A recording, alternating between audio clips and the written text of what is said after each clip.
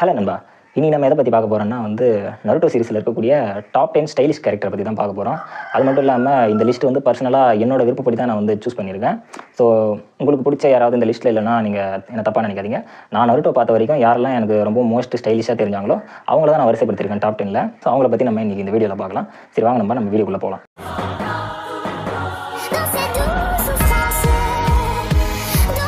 அது மட்டும் இல்லாமல் இந்த ஸ்டைலிஷ் கேரக்டரை நம்ம எப்படி சூஸ் பண்ண போகிறோம்னா அவங்க ஹேரு, அவங்க ட்ரெஸ்ஸிங்ஸு அப்புறம் அவங்களோட ஆட்டிடியூடு, அவங்க ஃபைட் பண்ணுற விதம், ஸோ எல்லாம் ஓவராலாக எல்லாத்தையும் பார்த்து தான் நம்ம அந்த டாப் 10ல் பிளேஸ் கொடுக்க போகிறோம். ஸோ வாங்க யார் யார் எந்தெந்த இடத்துல இருக்காங்கிறத பார்க்கலாம். ஸோ இப்போ 10வது இடத்துல யார் இருக்காங்கன்னு பார்த்தீங்கன்னா அது நம்ம ஷிக்கமாரு நாரா தான். ஸோ இவரோட ஹேர் ஒரு மாதிரி கும்படி போட்டுட்ருப்பாரு பின்னாடி எடுத்து. ஸோ இவர் கெனின் சூட்டில் இருப்பார்.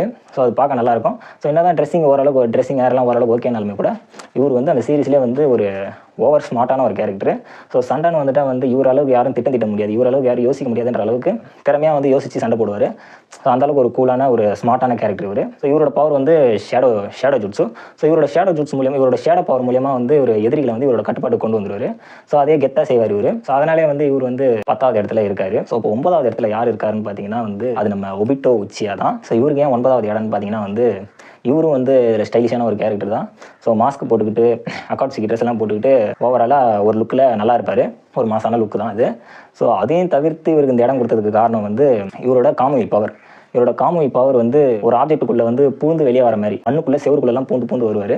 ஸோ அதெல்லாம் பார்க்க ரொம்பவும் ஸ்டைலிஷாக இருக்கும். இவரை எந்த ஒரு எனிமிஸாலையும் இவரை தொட முடியாது, அந்த அளவுக்கு தான் ஒரு பவர் இருக்கும். ஸோ அது மூலிமா இவர் ரொம்பவும் கூலாக சண்டை போடுவார். ஸோ இவருக்கு ஃபன்னி முகமும் இருக்குது, டெரர் முகமும் இருக்குது. ஸோ அந்த அளவுக்கு இந்த சீரிஸில் இவர் பயங்கரமாக ஸ்கோர் பண்ணியிருக்காரு.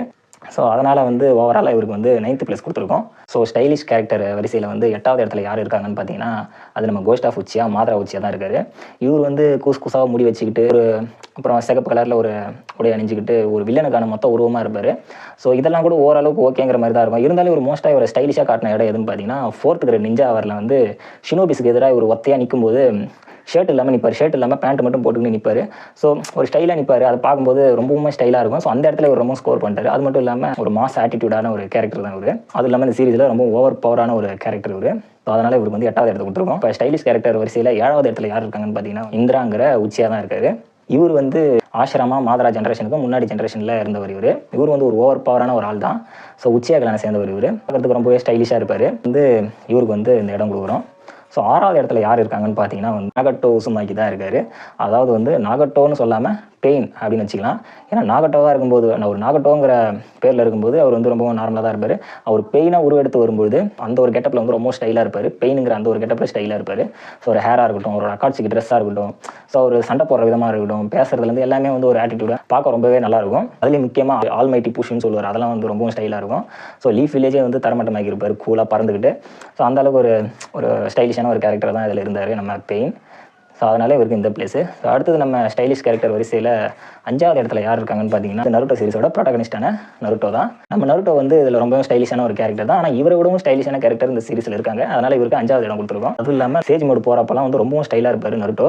ஸோ அதெல்லாம் ரொம்பவும் சூப்பராக இருக்கும். ஸோ அந்த மாதிரி இந்த சீரிஸில் நருட்டோக்கு மாஸ் சீன்ஸ்லாம் ரொம்பவே அதிகம் தான். சீன்ஸ்லாம் ஒரு சண்டை போடுற விதமாக இருக்கட்டும், எல்லாமே ரொம்ப ஸ்டைலாக இருக்கும். நருட்டோக்கு 5வது இடம் கொடுக்குறோம். ஸோ 4வது இடத்துல யார் இருக்காங்கன்னு பார்த்தீங்கன்னா லாஸ்ட் உச்சியாவான சாஸ்கே உச்சியா தான் இருக்கார். ஸோ இவர் தான் 4வது இடத்துல இருக்கார். சாஸ்கே உச்சியா இந்த கேரக்டர் சின்ன வயசுலேருந்தே ஒரு ஸ்டைலிஷான ஒரு கேரக்டரை தான் காட்டியிருப்பாங்க. அதாவது நருட்டோவையும் சாஸ்கேவையும் பார்க்கும்போது பார்த்தீங்கன்னா நருட்டோ ஒரு ஹீரோக்கான அங்கீகாரம் கொடுத்துருப்பாங்க. ஆனால் சாஸ்கே அவர் கூட ஒரு ஸ்டைலிஷான ஒரு கேரக்டராக ஸ்கோர் பண்ணிட்டு போயிடுவார். ஸோ அந்த மாதிரி தான் இருப்பார். ஸோ வளர்ந்ததுக்கப்புறம் யாரா ரொம்ப ஸ்டைலு அப்படின்னு பார்த்தீங்கன்னா நருட்டோவா சாஸ்கேவான்னு பார்க்கும்போது ரெண்டு பேருமே டஃப் கொடுக்குற மாதிரி ரெண்டு பேருமே ஸ்டைலாக தான் இருப்பாங்க. இருந்தாலுமே கூட நம்ம சாஸ்கே சின்ன வயசுலேருந்து ஸ்டைலாக இருக்கிறதால கொஞ்சம் நருட்டோவோட கொஞ்சம் எக்ஸ்ட்ராவாக அவர் கொஞ்சம் பார்க்கறதுக்கு ஒரு லுக்காக இருப்பார். ஸோ அதனால் நருட்டோக்கு மேலே அவருக்கு ஒரு பிளேஸு. ஸோ சக்தி பலசாலின்னு பார்த்தா அது நம்ம நருட்டோ தான் ஸ்ட்ராங்கு. பட் இருந்தாலும் கொஞ்சம் ஸ்டைலிஷ்னு பார்க்கும்போது நருட்டோவிடவும் சாஸ்கே ஸ்கோர் பண்ணிடுறாரு. இந்த ஸ்டைலிஷ் கேரக்டர் வரிசையில் 3வது இடத்துல நம்ம காட் ஆஃப் கென்ஜுட்ஸோன இட்டாச்சி உச்சியா தான் இருக்கார். ஸோ இவர் பார்த்தீங்கன்னா சின்ன வயசுலேருந்தே ஒரு ஸ்மார்ட்டான ஒரு ஸ்டைலிஷான ஒரு கேரக்டர் தான் காட்டியிருப்பாங்க. கிட்டத்தட்ட பார்க்கறதுக்கு இவரும் சாஸ்கே மாதிரி தான் இவரோட லுக்கும் இருக்கும். ஆனால் இருந்தாலுமே கூட இவரோட ஆட்டிடியூடு, அப்புறம் இவர் சண்டை போடுற விதம், ஷரிங்கானை பயன்படுத்துகிற விதம் அப்படின்னு பார்க்கும்போது இவர் சாஸ்கேவோட அதிகமாக ஸ்கோர் பண்ணிட்டு வந்துட்டார். உதாரணத்துக்கு சொல்ல போனால் வந்து இவர் சாஸ்கே பேட்டலில் சேரில் உட்கார சீனாக இருக்கட்டும், அப்புறம் அந்த விரல இப்படி பண்ணுற சீனாக இருக்கட்டும், அப்புறம் வந்து ஒரு ஷரிங்கானை கண்ணில் பயன்படுத்துகிற விதமாக இருக்கட்டும், ஸோ ரொம்பவும் கூலாக வந்து சண்டை போடுவார். ஸோ அதெல்லாம் ரொம்பவுமே சூப்பராக இருக்கும், மாஸ் எலமெண்ட்டாக போச்சு. ஒவ்வொரு முறை தன்னோட கென்ஜிட்ஸை யூஸ் பண்ணும்போதும் ரொம்பவும் ஸ்டைலாக தான் அதை பயன்படுத்துவார். ஸோ எந்த ஒரு பேட்டல்லையும் வந்து ஒரு பயப்படாமல் ஒரு கெத்தை ஹேண்டில் பண்ணுவார். ஸோ இவர் வர சீன் எல்லாமே மாசாகவும் கூஸ்பம்ஸாகவும் தான் இருக்கும். ஸோ அந்தளவுக்கு இந்த சீரிஸில் ஒரு ஸ்டைலிஷான ஒரு கேரக்டர் தான் வந்து நம்ம இட்டாச்சி உச்சியா.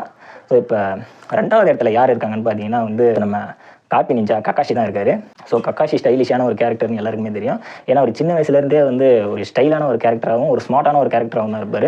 கிட்டத்தட்ட இவரு இட்டாச்சி உச்சியா மாதிரி ஒரு ஸ்மார்ட்டான கேரக்டராக தான் இருப்பார். அது மட்டும் இல்லாமல் இவரோட ஹேர், இவரோட அந்த ஒயிட் ஹேரு, அப்புறம் அந்த கெனின் ட்ரெஸ்ஸு, ஸோ அந்த இருக்கிற சென்சைங்களே வந்து ஒரு கரெக்டான ஒரு ஸ்டைலிஷான ஒரு சென்சையாக வந்து நம்ம கக்காஷி சென்சை தான் லுக்காக இருப்பார். எல்லா சென்சையும் பார்க்கும்போது நம்ம கக்காஷி சென்சை தான் பார்க்குறதுக்கு எல்லாரும் கொஞ்சம் ஸ்டைலாக தெரிவார். ஸோ அந்த ட்ரெஸ்லேயே வந்து அவர் அந்தளவுக்கு ஸ்டைலாக இருக்காருன்னா அவருக்கு ஸ்டைலாக இன்னும் கொஞ்சம் ட்ரெஸ் கொடுத்துருந்தாங்கன்னா அவர் எந்தளவுக்கு ஸ்டைலாக இருந்திருப்பாருன்ற மாதிரி தான் இருக்கும். அதில் மாஸ்க்கும் அவருக்கு பக்காவாக பொருந்திடும். ஸோ அந்த மாஸ்க்கு, அந்த ஒயிட் ஹேரு, ஸோ அந்த கெனின் ட்ரெஸ்ஸில் அவர் நிற்கும்போது பார்த்தீங்கன்னா அதுவே ரொம்பவும் ஸ்டைலாக காட்டும் அவரை. ஸோ அதனால் வந்து நம்ம கக்காஷி வந்து இதில் 2வது பிளேஸ் பிடிச்சிருக்காரு. ஸ்டைலிஷ் கேரக்டர் வரிசையில் இடத்துல யார் இருக்காங்கன்னு பார்த்தீங்கன்னா நிறைய பேர் கெஸ் பண்ணியிருக்கலாம்.